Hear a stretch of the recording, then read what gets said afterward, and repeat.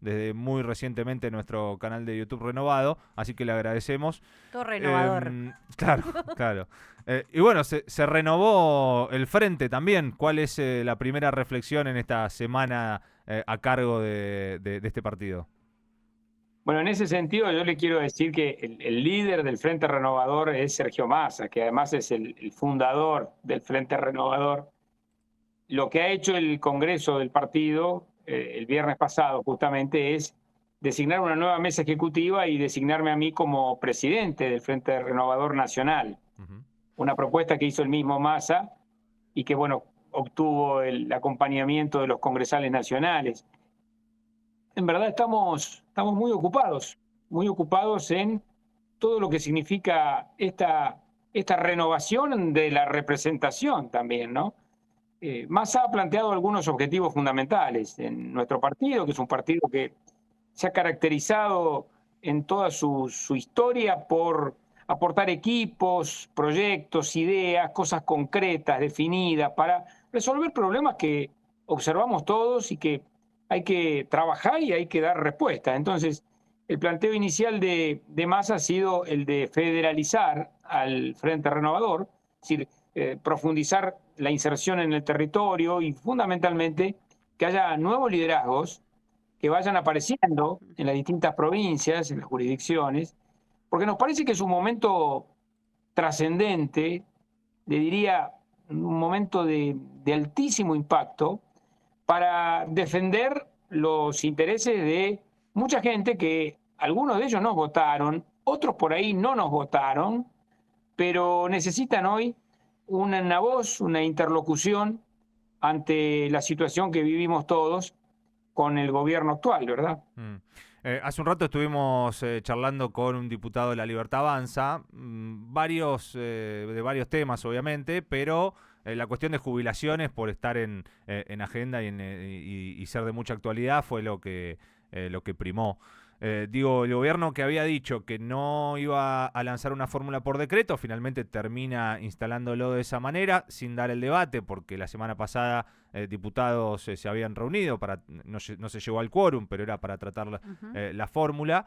Y ahora con este decreto que, bueno, está en discusión, pero desde varios sectores, muchos no la entienden bien, ¿no? Entre tanto número y recomposición y porcentajes, más allá de lo que próximamente se recomponga a partir de la inflación, hay un número importante que han perdido los jubilados. Esto dentro del Congreso, y sé que se ha formado también la comisión, ¿cómo se va a tratar? ¿Ustedes van a pedir una sesión especial para que incluso puedan hacer caer ese DNU y tratar una fórmula con un dictamen? ¿Cómo se maneja ese tema?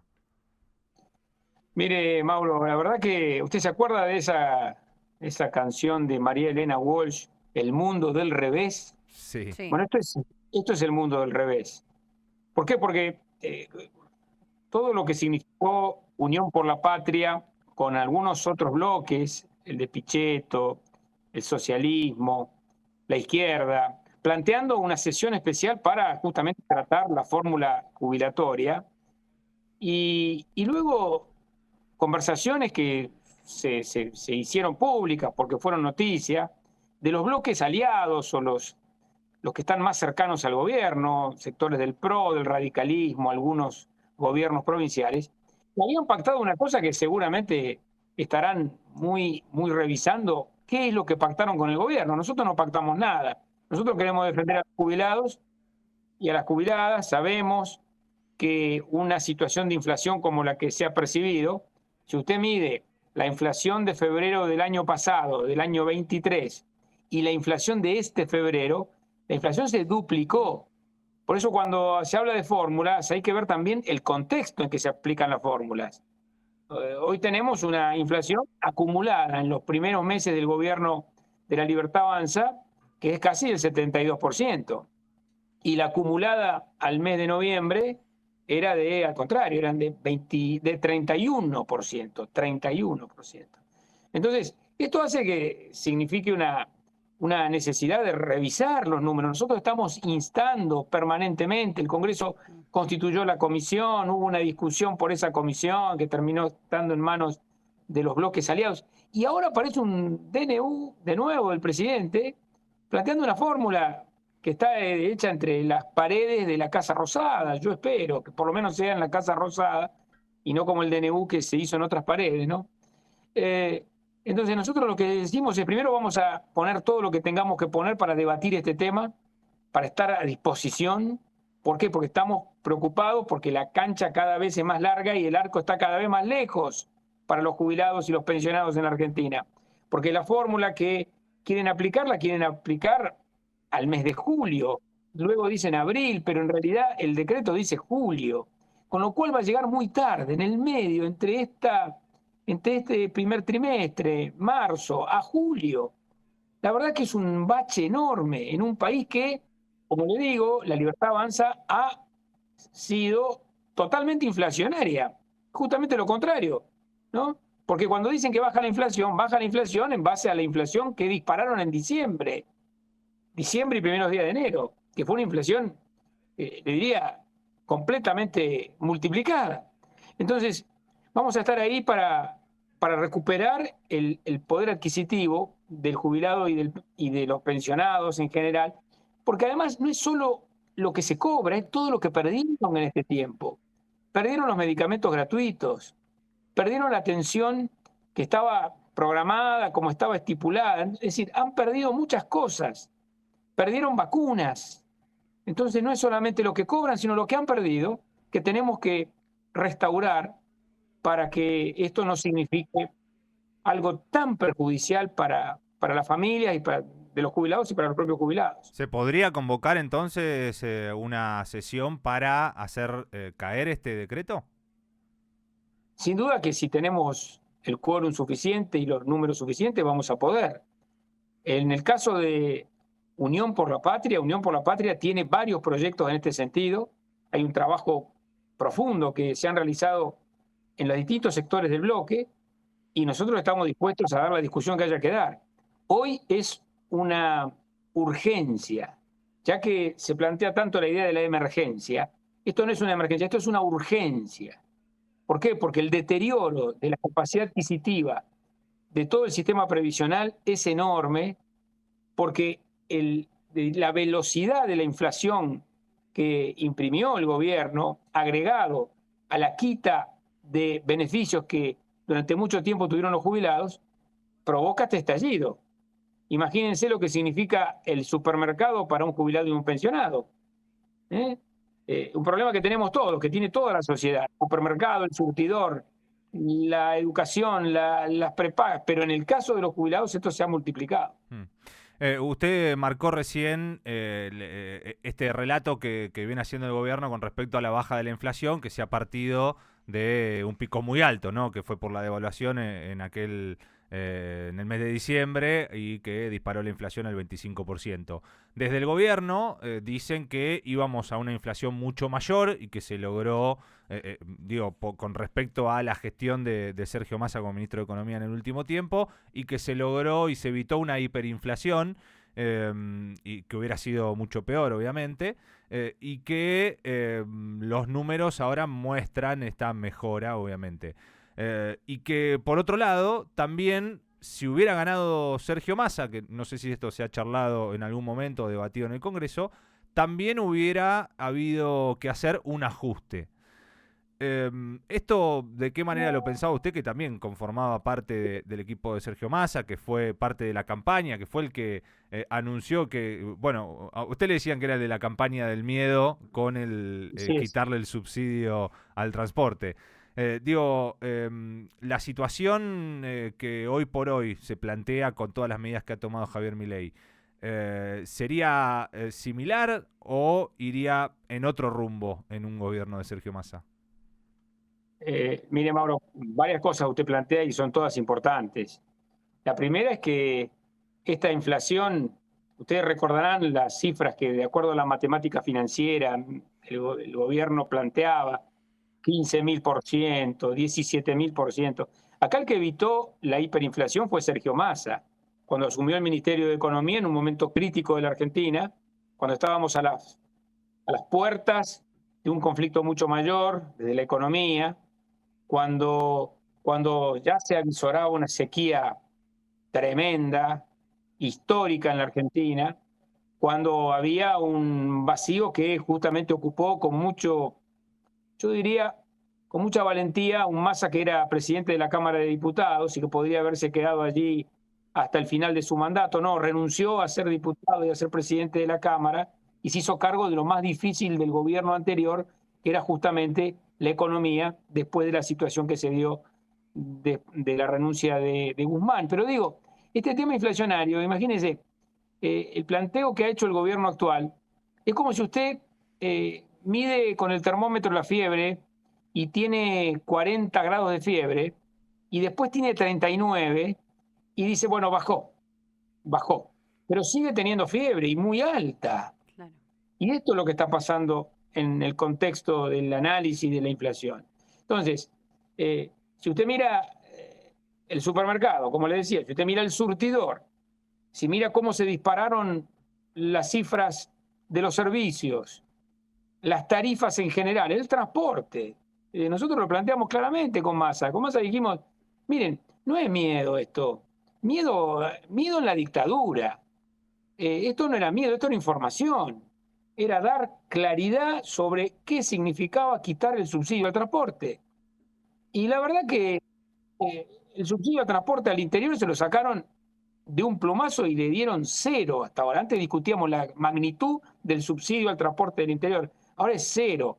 Y algunos gobernadores ni se quejan. Antes el planteo era casi de vida o muerte.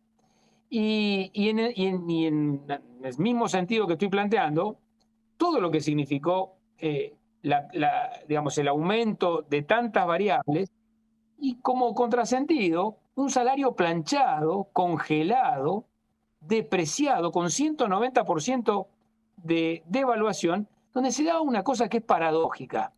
Yo nunca escuché que el Fondo Monetario Internacional mande enviados a decir que el gobierno tiene que ser más solidario, que el gobierno tiene que ser más distributivo. La verdad, o hay un Fondo Monetario nuevo que apareció ahora, apareció, digamos, el 10 de diciembre, o es tan crudo, es tan duro lo que hace el gobierno que hasta el Fondo Monetario le pide que se calmen un poco. Sí, de hecho lo había dicho en la campaña, ¿no? ¿Te acordás, Javier Milei, cuando decía, no, el fondo va a estar contento con nosotros porque vamos a hacer incluso un ajuste mayor al que piden? Bueno, no está tan contento tampoco. Pero No. bueno, Diego, también hay una cuestión que queda por debatirse en diputados. Recién hablábamos acerca del DNU de jubilaciones, pero queda el DNU el 70-23, ¿no? Que es el que está rigiendo en este momento y que tal vez es el que ha hecho mayor cantidad de modificaciones en cuanto a la vida social que le llega directamente a las personas con respecto a aumento de prepagas y en muchas otras cuestiones, no en lo laboral, que está frenado por la justicia, pero esto en diputados, ¿hay vistas a que pueda tratarse? ¿Hay, alguna intuición en cuanto a los números? ¿Cómo se está tratando? Mira, el DNU es el hermano mellizo de la ley Ómnibus. Aquí nosotros, desde Unión por la Patria, pudimos hacer retroceder a la ley Ómnibus, estacionarla, le diría, en un subsuelo a la ley Ómnibus, porque la ley Ómnibus también traía aparejada una cantidad de reformas, hasta te diría, de la Constitución, que eran profundamente lesivas para la sociedad. Pero el DNU es el hermano mellizo, digo, pero es mucho más bravo que la ley Ómnibus. Primero porque rige, está en vigencia. Segundo, porque modifica cuestiones que han sido hasta inflacionarias. Yo te diría, lo que significó la sustracción de todas las normas de defensa del consumidor, la más importante, la ley de góndolas, la ausencia de cualquier tipo de, por lo menos de referencia de precio en materia de los bienes de consumo masivo, la situación de la ley de extranjería, la ley de tierras, que, imagínense, ha abierto la puerta para ir a jugar, en el sentido de quedarse con tierras en la Argentina de parte de otros intereses internacionales, extranjeros. La cuestión de los alquileres, en donde yo diría con una visión muy corta se dice, bueno, sí, pero ahora hay más oferta de alquileres. Miren, ellos mismos se están contradiciendo con la oferta y la demanda. Porque usted puede tener mucha oferta, pero si la gente no puede pagar los montos de los alquileres tal cual lo han actualizado, la verdad que se les va a caer hasta el principio de la ley de mercado. Entonces, están aplicando normas y yo te diría que si hay un museo de las ciencias económicas en el mundo, no sé si hay un museo de las ciencias económicas, pero si los hay, están en el museo esas ideas tan ortodoxas de la libertad de mercado como la única rectora del sistema. Entonces, finalmente, los números de la Cámara de Diputados para rechazar el DNU, si ustedes miran las declaraciones de algunos diputados del radicalismo, del socialismo, de los partidos provinciales, parece que es un trámite rechazar el DNU, porque Unión por la Patria lo ha dicho reiteradamente. Esperemos que si uno sigue esas declaraciones, y ustedes que son expertos en opinión pública, digamos, en seguir la información, pueden notar ese contraste, ¿no? Esperemos que los que dijeron en algún momento que esto era inconstitucional y lesivo, lo sigan sosteniendo. Lo último, Diego, agradeciéndote por este rato con nosotros, y tiene que ver con una cuestión más de posicionamiento político, teniendo en cuenta el Congreso del Frente Renovador, el Congreso del Partido Justicialista también que se dio el día viernes. ¿Cómo o cuál va a ser el posicionamiento del Frente Renovador dentro de Unión por la Patria, ¿no? Me imagino, obviamente, el Frente Unido del panperonismo. Pero el Frente Renovador ahí va a tener la voluntad de conducir la oposición a Javier Milei, va a formar un consenso entre distintos sectores. ¿Y cómo ves al peronismo también en esto? Porque en las últimas horas también se habla de la autocrítica que vienen haciendo muchos dirigentes y hasta la crítica, ¿no? En el Congreso se han escuchado críticas al partido. Hoy fue también una de Facundo Moyano, o el intendente Esteban Echeverría, que también es muy crítico con algunas cuestiones que han sucedido en el peronismo. ¿Cuál va a ser la posición del Frente Renovador, vos hoy como presidente, pero también con el liderazgo de Sergio Massa? Bueno, cada partido tiene su propia lógica y su propio debate. Lo que sí es cierto es que Massa viene planteando hace mucho tiempo, primero la vocación frentista que tiene el Frente Renovador, que por eso se llama Frente. Nosotros entendemos que los problemas de la Argentina se resuelven ordenando un frente que forme parte de lo que se llama el movimiento nacional. Y eso es lo que nosotros hemos sido parte. Por eso Unión por la Patria. Por eso los legisladores del Frente Renovador estamos dentro del bloque de Unión por la Patria, y allí es donde tenemos criterios comunes. Siempre hay alguna diferencia que se zanja con un diálogo en base a algo que tenemos, yo le diría, muy convencidos, que es el proyecto de país que Sergio Massa desarrolló durante toda la campaña electoral. Y ese proyecto de país, usted sabe que en la elección general logró un triunfo. ¿Por qué? Porque ese proyecto de país logró, en este caso, ganar la elección general por 8 puntos en toda la Argentina. Luego se reunieron todos los demás sectores opositores y en el balotaje gana el actual gobierno. Nosotros somos respetuosos de ese resultado, pero también es cierto que en la elección general Unión por la Patria se impuso. ¿Por qué? Porque esto dio resultado en el Congreso y en muchas provincias que tuvieron la posibilidad también de fortalecer las redes. Nosotros, y en esto hemos sido muy claros en el Congreso, nuestra vocación es frentista, es federal, por eso quizá la propuesta de Massa de que la presidencia esté en un provinciano como yo. Yo soy oriundo, ustedes saben, de la provincia de Santa Fe.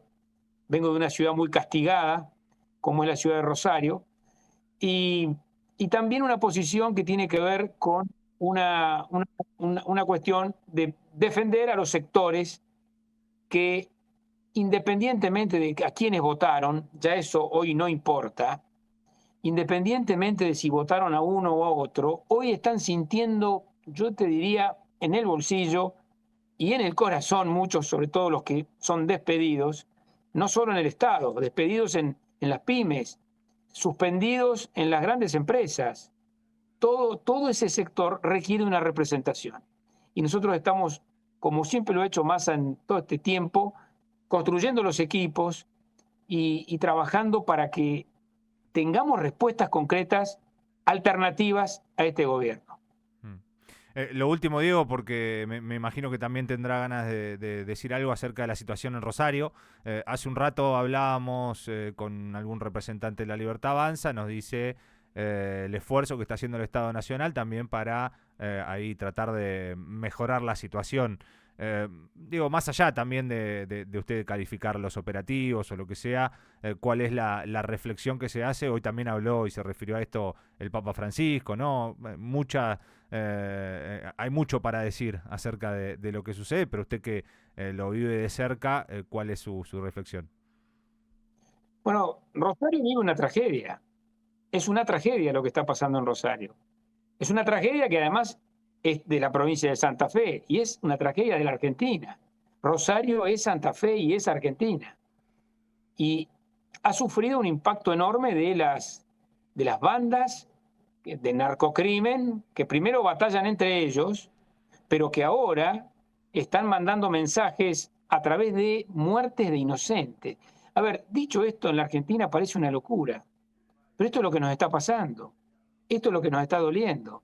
Estas últimas 4 muertes que la plantearon como una suerte de reacción por una fotografía que de manera desafortunada el servicio penitenciario y el gobierno de la provincia difundió como si fuera una manera de sobreactuar una situación.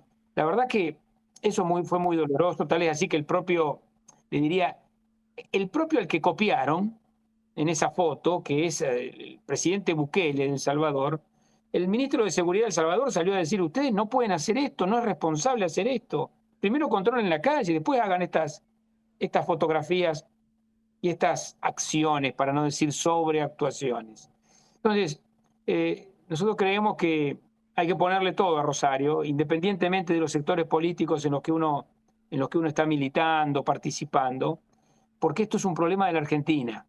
Y porque un país como el nuestro, que la verdad que si usted mira y googlea cualquiera los índices de inseguridad en el mundo, la Argentina no es el primer, ni es el número 20 de inseguridad. El índice de homicidios cada 100.000 habitantes que tiene la Argentina es un índice que es completamente dentro de la razonabilidad del análisis criminalístico. Pero lo que está pasando en Rosario cuadruplica y no es posible que nos dejen solos, ni que dejen solos a una cantidad de gente que está vinculado al trabajo. Rosario es una ciudad de trabajo, no es una ciudad de narcotráfico. No nació así la ciudad. Así que ojalá que nos ocupemos y se ocupen desde todos los sectores, justicia, nación, provincia, municipio, para salir de esta tragedia. Muchas gracias, diputado. Un abrazo grande. Hasta la próxima. Un saludo para todos ustedes. Muchas gracias. Gracias. El diputado Diego Giuliano y presidente también del Partido Renovador, del Frente Renovador, después de lo que fue el Congreso del último viernes.